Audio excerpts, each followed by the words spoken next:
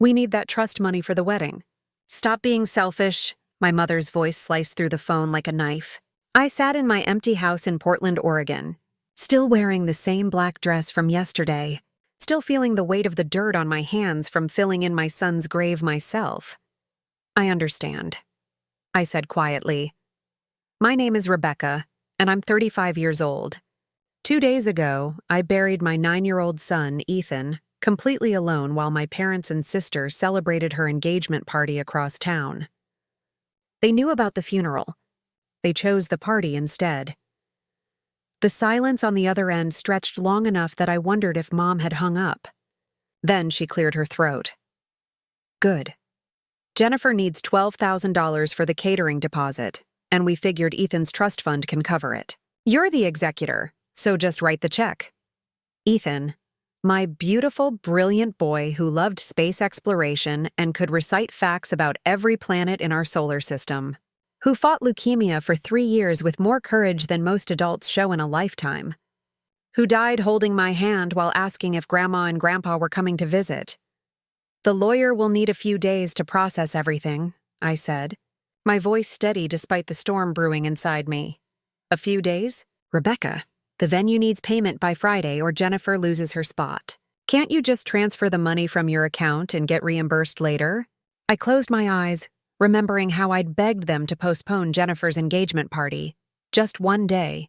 Just to be there when their grandson was laid to rest. Mom had clicked her tongue and said, Honey, Ethan wouldn't want us to be sad. He'd want us to celebrate family happiness.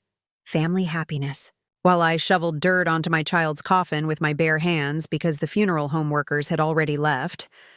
I'll take care of it, I told her. Perfect. And Rebecca, try to focus on the positive. Jennifer's wedding will be a fresh start for all of us. We need to put this difficult time behind us and move forward. The call ended.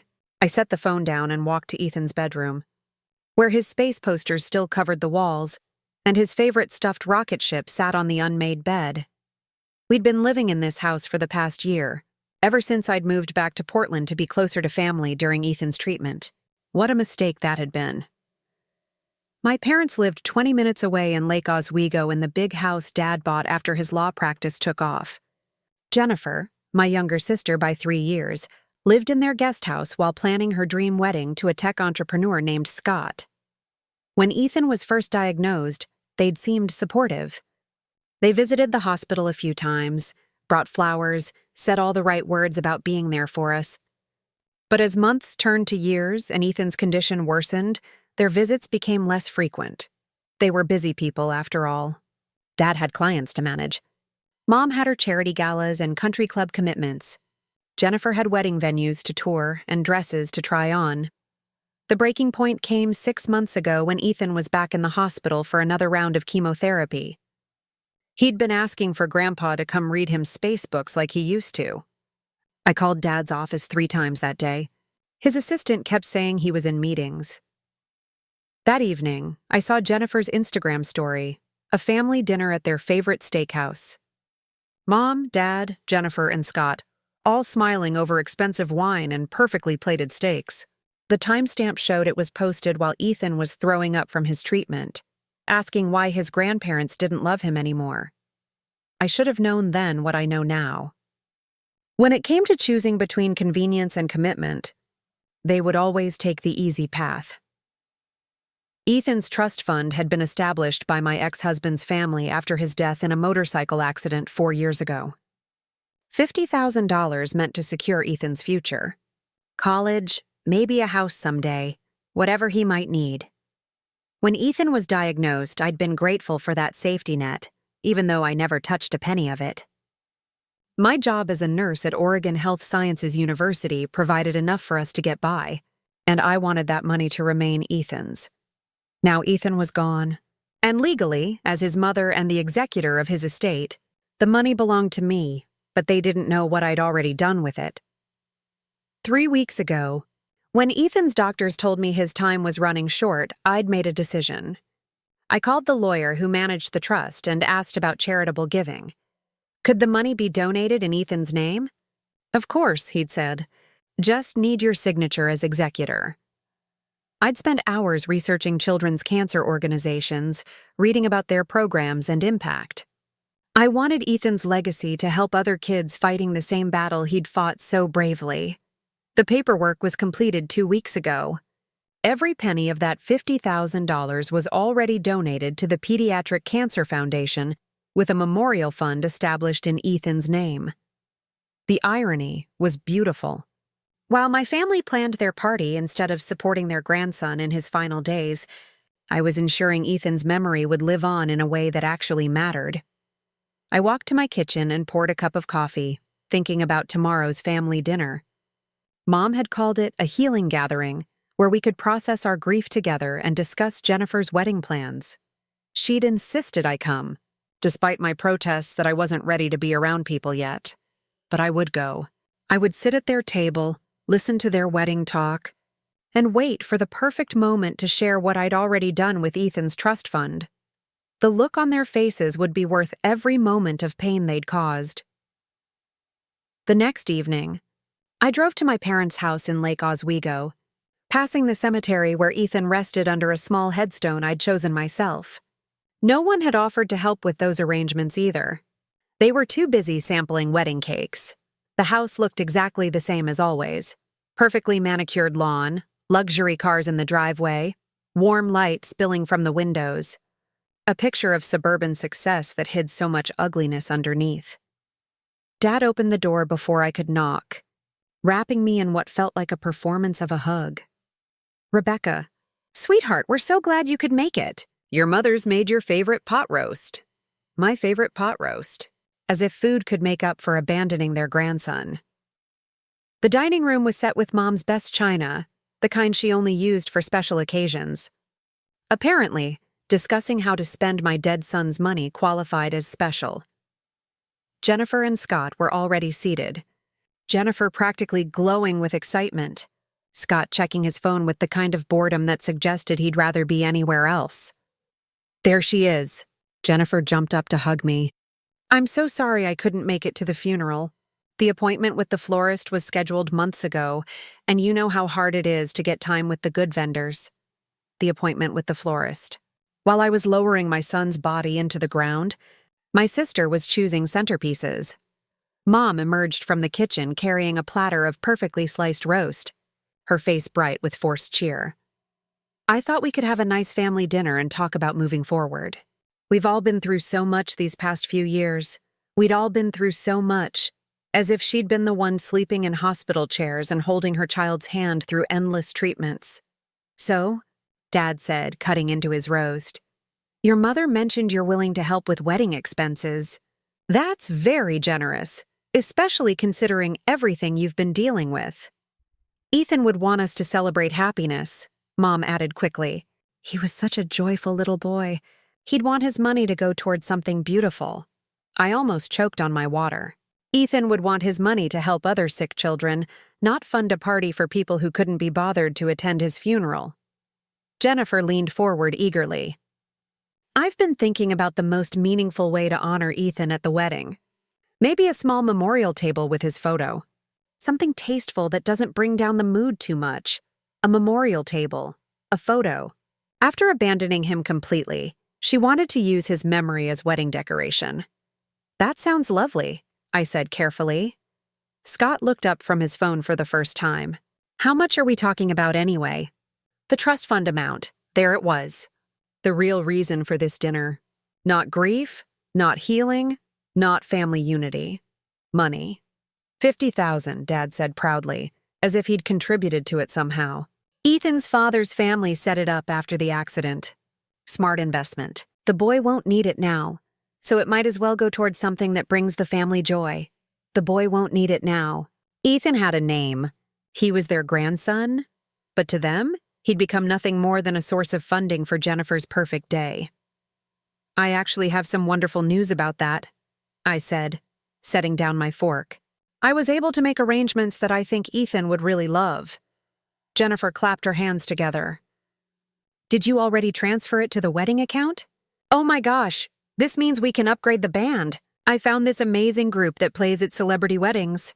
"Not exactly," I said, watching their faces carefully. I donated it to the Pediatric Cancer Foundation. Every penny. In Ethan's name? The silence that followed was deafening. Mom's fork clattered to her plate. Dad's face went completely white. Jennifer's mouth opened and closed like a fish gasping for air. "You what?" Mom whispered. "I established a memorial fund in Ethan's honor," I continued calmly. "The money will go toward research that might help other children fighting cancer." It seemed like the right thing to do. The right thing? Jennifer's voice rose to a near shriek. "Rebecca, that was my money." "That was for my wedding." "Actually, it was Ethan's money," I corrected. "And now it's helping children who are going through what Ethan went through. Children whose families stand by them." Dad found his voice, though it shook with rage. "You can't do this. We'll contest it. We'll get lawyers involved. You had no right to make that decision without consulting us." "I had every right," I said quietly. "I was Ethan's mother and the executor of his estate. The donation was completed legally 2 weeks ago. The money's gone." Mom's carefully composed mask finally cracked. "How could you be so selfish? Jennifer has been planning this wedding for a year. Do you know how much everything costs? How many deposits we've already paid? Selfish. They were calling me selfish for honoring my dead son's memory instead of funding their party. Maybe you should have thought about that before you decided your grandson's funeral wasn't important enough to attend," I said. Standing up from the table, the room erupted. Jennifer was crying. Scott was cursing under his breath. Dad was threatening legal action. And Mom was listing all the ways I'd disappointed the family over the years. But their anger only proved what I already knew. They cared more about money than they'd ever cared about Ethan. I walked toward the door, leaving them to their rage. Tomorrow would bring phone calls from lawyers, threats, demands to reverse what couldn't be reversed. But tonight, I would go home to Ethan's room and tell his stuffed rocket ship about the children who would live because of his legacy. 3 days after the disastrous family dinner, I sat in lawyer Marcus Sullivan's office downtown, listening to him explain why my family's threats were worthless. "The donation was executed properly and legally," he said, reviewing the paperwork spread across his desk. "As Ethan's mother and the court-appointed executor of his estate, you had full authority to make charitable distributions. There's no legal avenue for them to pursue." I nodded, though I'd expected as much. The real satisfaction wasn't in the legality of what I'd done, but in the principle. Ethan's money was helping children who actually needed it, not funding a party for people who'd abandoned him. My phone had been ringing constantly since that dinner. Mom called every few hours, alternating between tears and fury. Jennifer sent long, rambling text messages about how I'd ruined her life and destroyed the family. Dad left voicemails threatening to cut me out of his will, as if I cared about his money after seeing how little family loyalty meant to them. But the call that surprised me came that morning from my Aunt Margaret, Dad's older sister who lived in Seattle. She'd heard about Ethan's death through the family grapevine, though no one had bothered to tell her about the funeral. "I'm flying down this weekend," she'd said. "We need to talk." Margaret had always been the black sheep of Dad's family, the one who spoke uncomfortable truths at family gatherings and refused to play along with their polite pretenses. She'd moved away from Portland 30 years ago and only visited for major holidays, usually leaving early after some argument with my parents about their priorities. When Ethan was younger, Margaret had been one of his favorite relatives. She sent him books about space, called to hear about his latest discoveries, and genuinely listened when he talked about his interests. After his diagnosis, she'd flown down several times to visit him in the hospital, bringing puzzles and games to help pass the long treatment days. She was one of the few family members who'd actually cared about Ethan as a person, not just as an obligation. On Friday evening, I picked Margaret up from the airport. She looked exactly the same as always, silver hair pulled back in a practical bun, wearing jeans and a simple sweater, carrying a single bag despite planning to stay for a week. At 62, she had the no-nonsense demeanor of someone who'd spent 30 years as a college professor. "How are you holding up?" she asked as we drove toward my house. "Better than expected," I admitted. "Angry, but better." "Good. Anger is useful. It means you haven't given up on expecting people to do better." At home, I made coffee and showed her Ethan's room, which I hadn't had the strength to change yet. She picked up his favorite stuffed rocket ship, holding it carefully. "He loved this thing," she said softly. "He told me its name was Apollo and that it could travel faster than light." I smiled, remembering. He wanted to be an astronaut when he grew up. He said he was going to discover a new planet and name it after me. Margaret set Apollo back on the bed and turned to face me. "I heard about what happened at the funeral and what you did with the trust fund." I braced myself for another lecture about family obligation and forgiveness. Instead, she smiled. "I'm proud of you." The words hit me like a physical blow. I couldn't remember the last time any family member had said they were proud of me for anything. "Your parents called me, you know," she continued. "They wanted me to talk sense into you, to help them figure out how to reverse the donation. They seem to think I have some influence over your decisions." "What did you tell them?"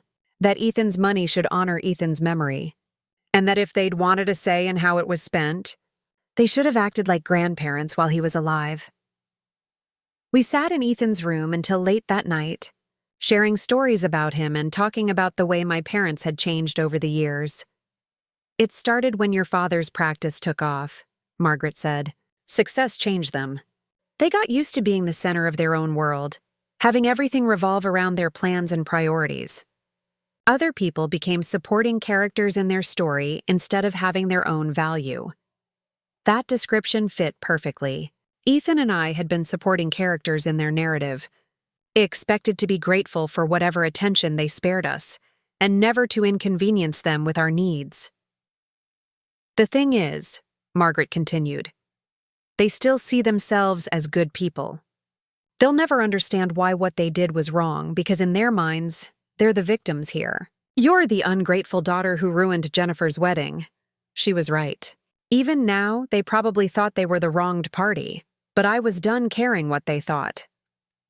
2 weeks after my family's confrontation, I received a call that would change everything. "Rebecca? This is Amy from the Pediatric Cancer Foundation. I work in donor relations. I'd been expecting some kind of follow-up about the memorial fund, probably routine paperwork or a thank you letter. We received your donation in Ethan's name," Amy continued. "It's incredible and we're so grateful, but I'm calling because something unusual has happened." My heart skipped. Had my parents somehow found a way to contest the donation after all? What kind of unusual?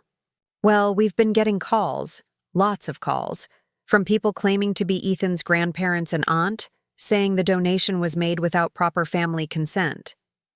They're demanding we return the money to them directly. I sank into my kitchen chair. Of course they were. When legal challenges failed, my family had decided to try emotional manipulation on a charity organization. "They can't do that legally," I said. I was the executor.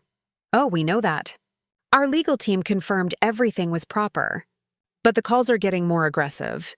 Yesterday, a woman claiming to be Ethan's grandmother called and said the donation was made by someone having a mental breakdown who wasn't competent to make financial decisions. My face burned with humiliation and rage. They were attacking my mental health to try to get Ethan's money. They were telling strangers that I was unstable, incompetent, unfit to make decisions about my own son's legacy. "The thing is," Amy continued hesitantly, "they're also claiming that you stole the money from them, that it was meant for a family emergency, and you diverted it to charity to hurt them." The grandmother was crying on the phone, saying her other granddaughter's life was being destroyed because of this. I closed my eyes. Mom's performance had probably been worthy of an Oscar. "I need to be clear about something," I said firmly. "Those people are not Ethan's family. Ethan's biological father died 4 years ago, and his family established the trust. My parents and sister abandoned Ethan during his illness and skipped his funeral.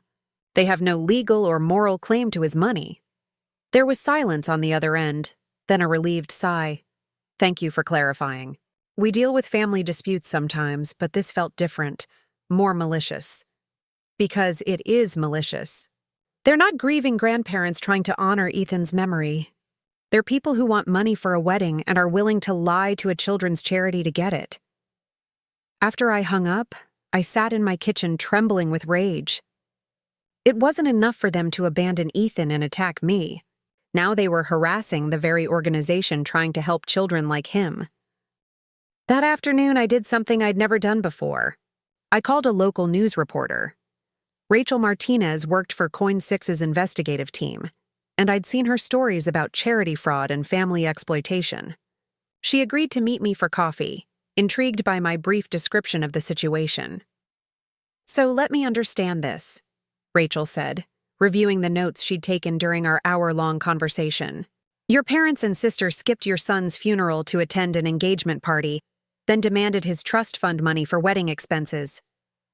When you donated it to the Pediatric Cancer Foundation instead, they're now harassing the charity and claiming you're mentally incompetent."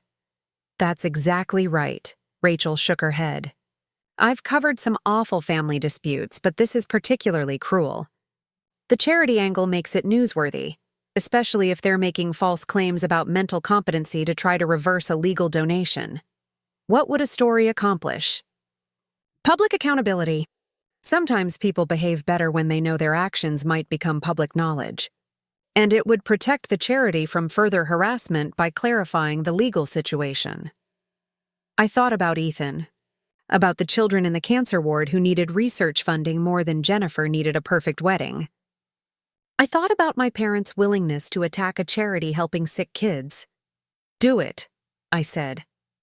The story aired the following Thursday evening. Rachel had done her homework, interviewing Amy from the charity, confirming the legal status of the donation, and getting statements from hospital staff about Ethan's illness and my dedication as his mother.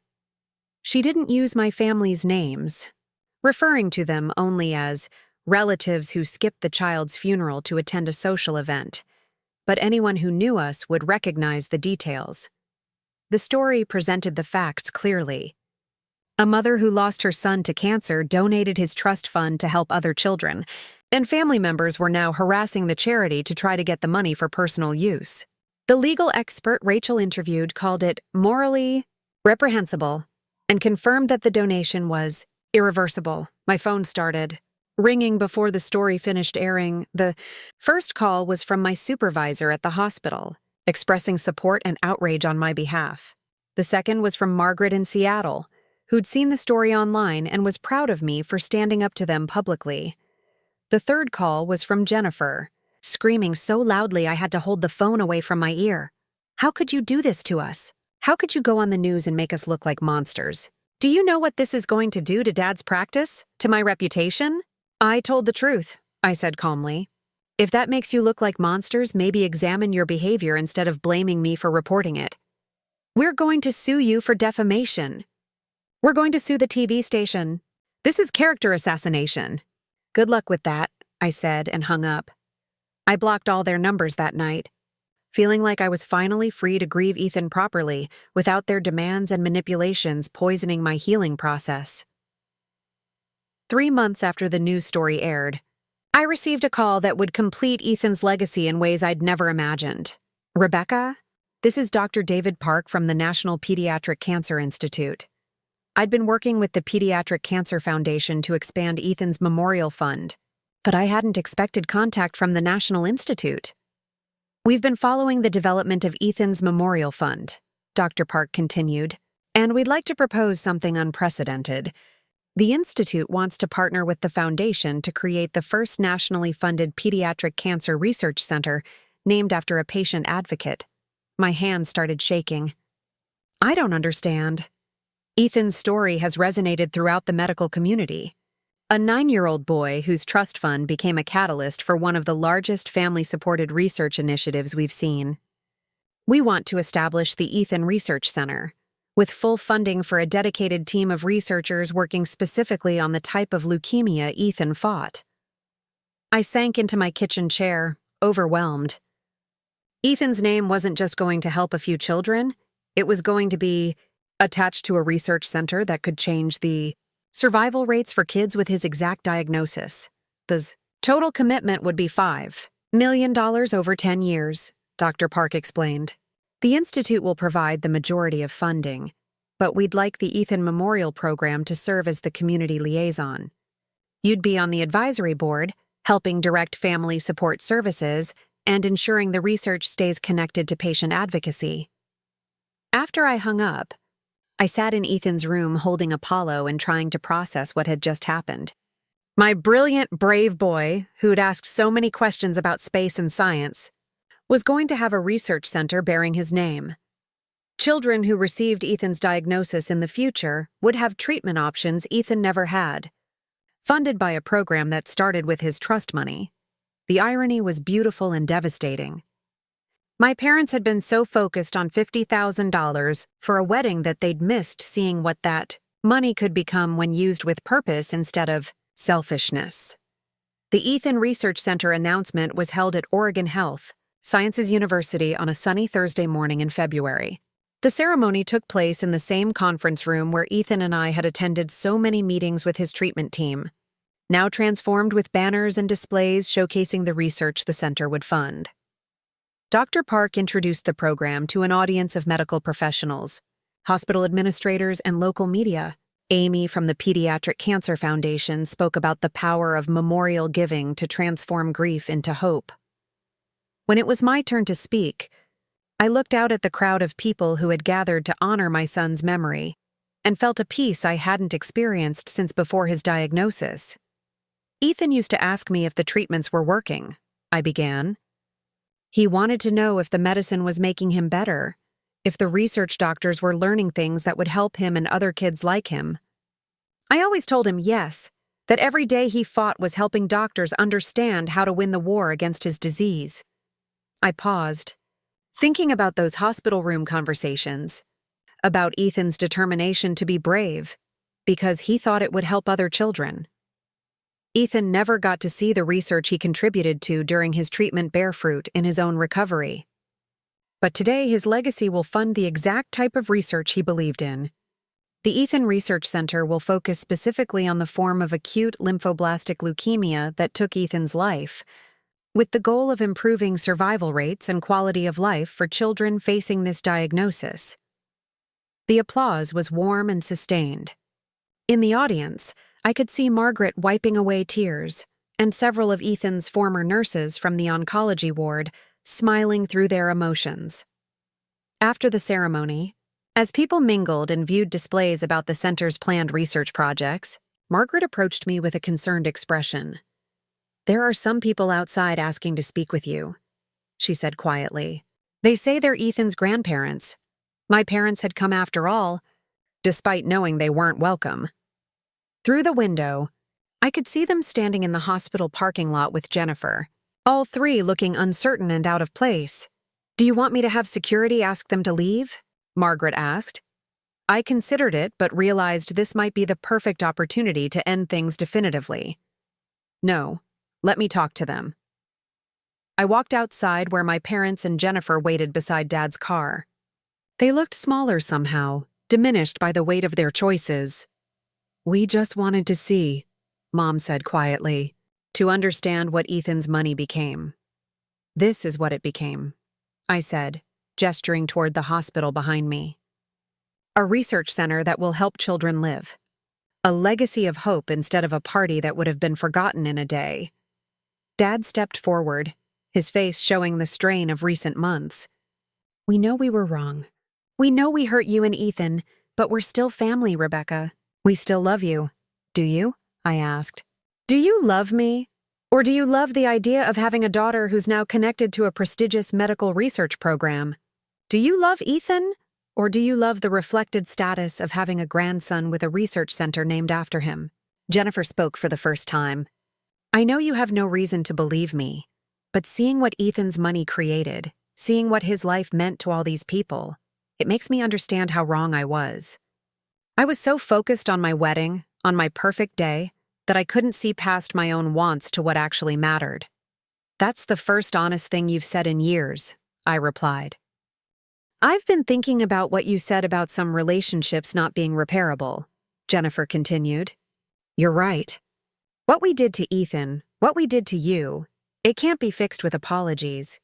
But I need you to know that I understand now why you'll never forgive us." I studied her face, looking for signs of manipulation. Instead, I saw something I'd never seen from her before: genuine shame and understanding of the magnitude of what they'd lost through their own choices. The worst part, she continued, tears beginning to flow, is that Ethan was an amazing little boy, and we missed the chance to really know him because we were so wrapped up in ourselves. I can't get that back. We can't get those years back. And now we can't even be part of honoring his memory because we gave up the right to call ourselves his family. Mom reached for my hand, but I stepped back. Please, Rebecca. We know we don't deserve forgiveness, but could there be a way forward? Some path to rebuilding what we destroyed. I looked at these three people who had shaped my early life, who had given me childhood memories and family traditions, who had also abandoned their grandson in his final months and harassed a children's charity for money. They weren't monsters, but they weren't good people either. They were selfish, short-sighted individuals who had revealed their true character when tested by real hardship. No, I said simply. There's no way forward because you haven't actually changed. You're here because Ethan's story brought you shame and consequences, not because you've developed empathy for what he went through or what I went through. You want back into my life now that it's successful and prestigious, but you weren't interested when it was just grief and struggle. I turned to walk back into the hospital, then stopped. Ethan deserved grandparents who would show up for him unconditionally. I deserved parents who would support me during the worst time of my life. You chose yourselves instead, repeatedly and deliberately. The Ethan Research Center will save children's lives, and you'll have no part in that legacy. That's not punishment. That's just consequences. 6 months later, I stood in Ethan's room, packing the last of his belongings. I was moving to a smaller house across town, one without so many memories of illness and loss.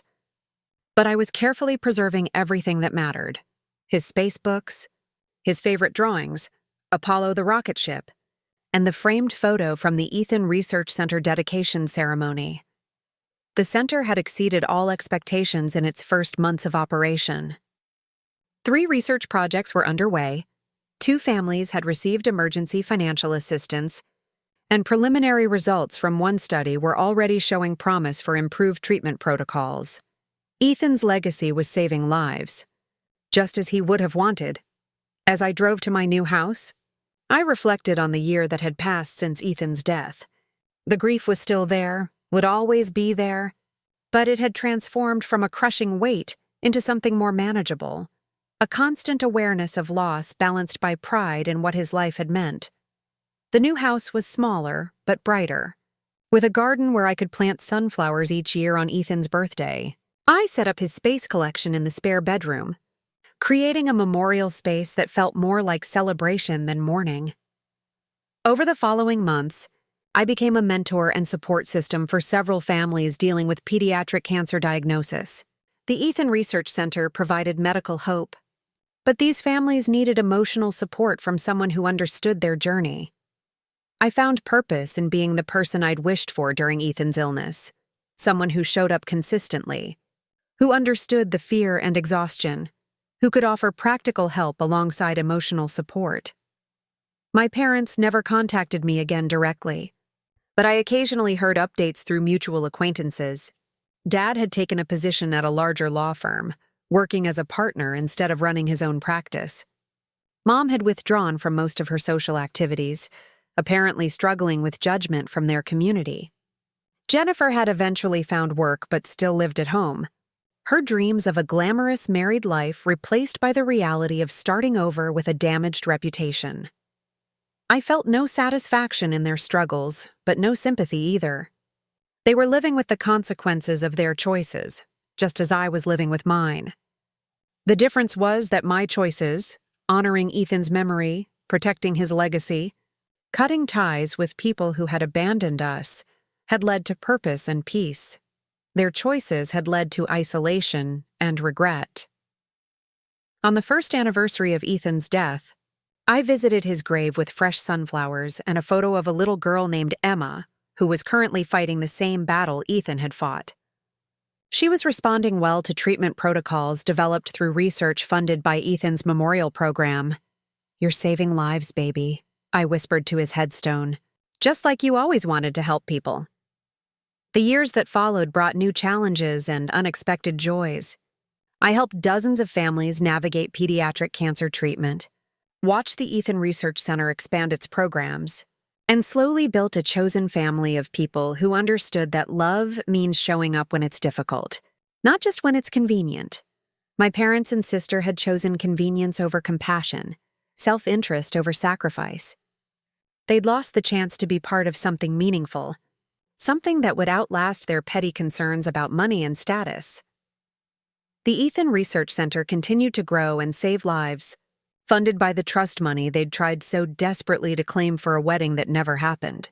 Their greed had cost them not just my relationship, but the opportunity to be part of Ethan's lasting legacy. I'd learned that family isn't just about blood relation. It's about who shows up in the dark times, who holds your hand through the hardest moments, who honors your loved one's memories instead of exploiting them. Ethan's real family was the doctors fighting to cure his disease, the researchers working late into the night seeking better treatments, and the parents walking this difficult path who drew strength from his story. As I reflected on my journey from that devastating phone call demanding trust money to watching Ethan's legacy transform children's cancer care, I realized that sometimes the most profound act of love is knowing when to walk away from people who don't deserve access to your heart, and using that freed space to create something beautiful for those who do.